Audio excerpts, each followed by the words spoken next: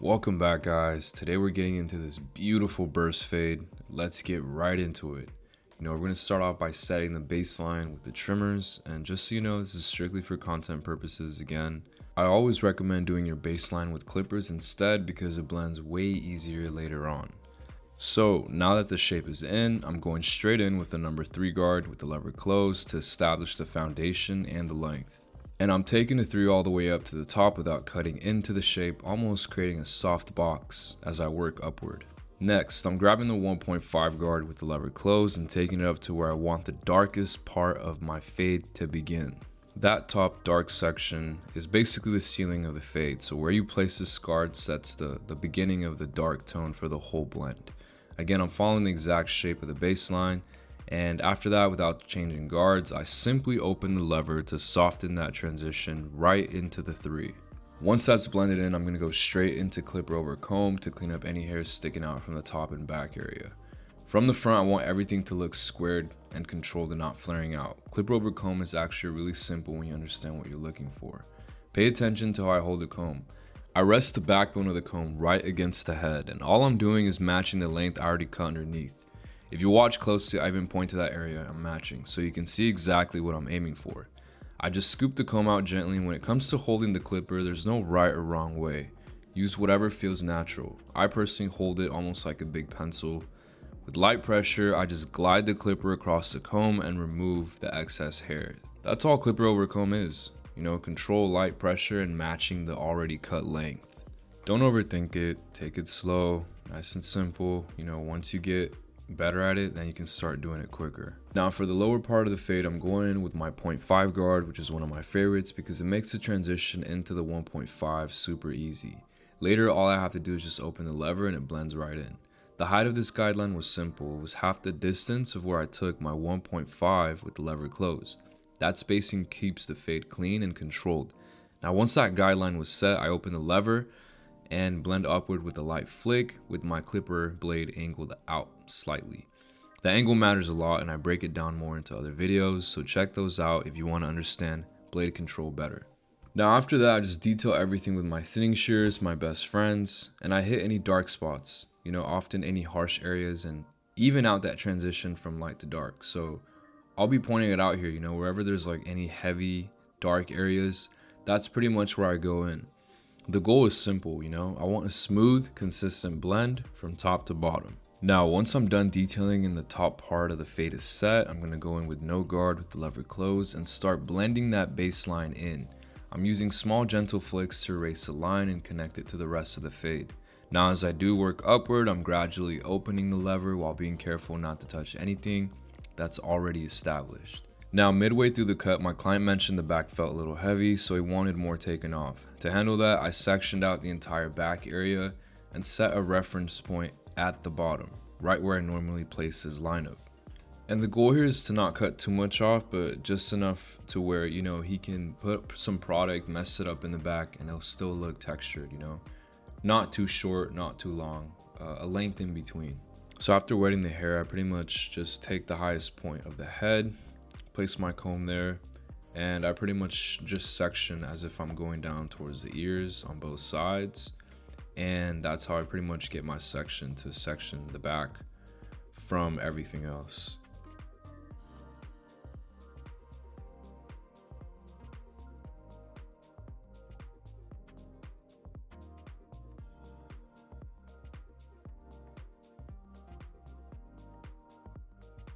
So now that I've established this line, from there I'm simply just connecting that bottom reference to the length that I already cut on the sides that I did with clipper over comb.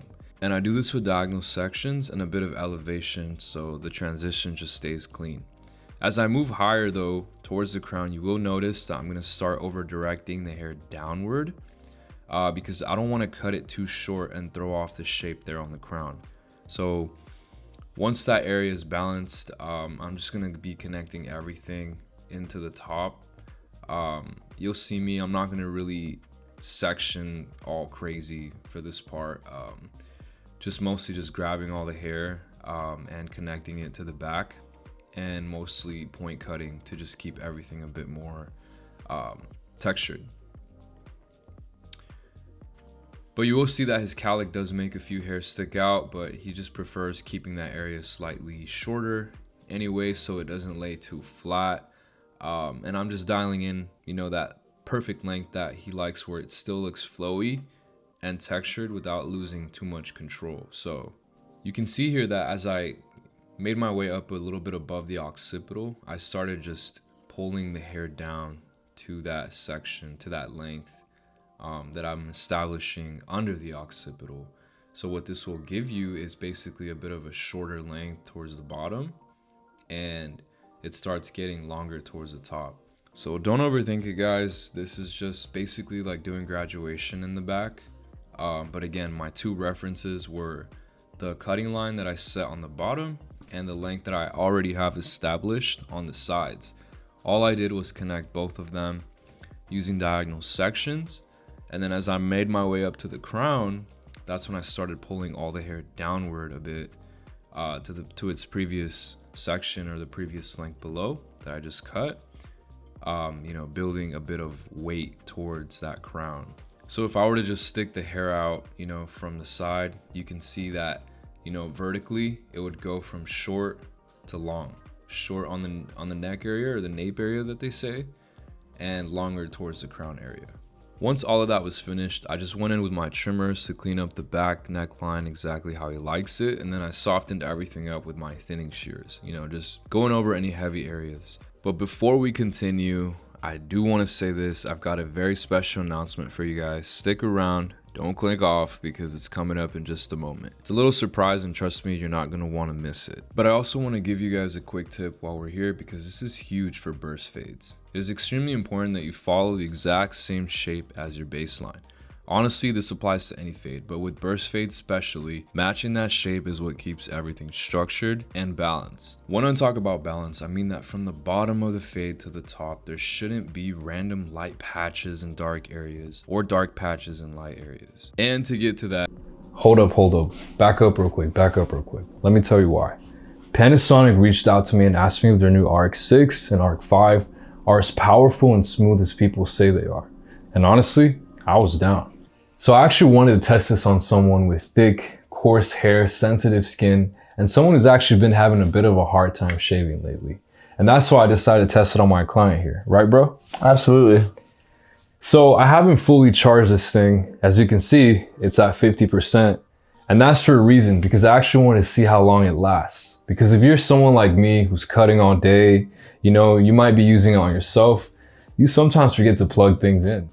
I could just hear the hair getting cut. No pulling, no drag, no slowdown, nothing. And part of that is because it has this advanced intelligent beard sensor that boosts or reduces power based on beard density. So you get a super close, efficient shave without irritation. And honestly, that matters, guys, because for someone like me, I don't want to worry about my tool slowing down or struggling mid-shave. But the battery on this thing is amazing. It has a 3-minute quick charge for a 3-minute shave, and a full charge gives you about 50 minutes of runtime.